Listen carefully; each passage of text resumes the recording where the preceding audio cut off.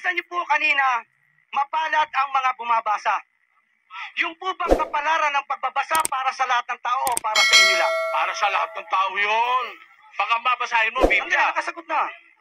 Sa pagsasabi po ninyo, Ginoong Soriano, na ang kapalaran ay para sa lahat ng tao. Para sa lahat ng tao.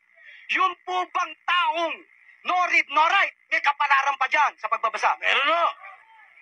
Ang taong hindi marunong bumasa?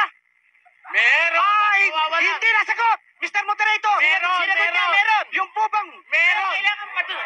Sandali lang! Ulitin ko, tanong ko! Ulitin ko! Sige, sige. Ang unang tanong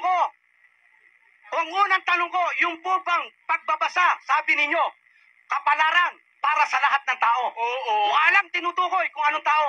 Oo. Pangalawang tanong ko, yung po bang taong hindi marunong bumasa, may kapalaran pa ba dyan? Nakalagay doon, makikinig eh. Pambira ka naman, no? Okay. Hindi pa rin nasagot. Okay, sandali lang, sandali lang. Oh, hindo. Hindo mo, sige, hindo mo. Okay. Ang sabi ni Ginoong Soriano, ito, follow-up na tanong.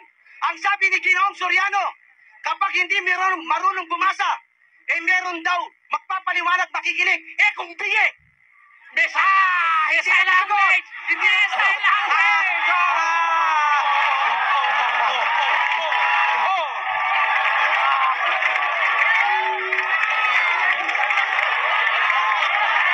Kaya nga may Biblia Braille eh. May Braille na Biblia.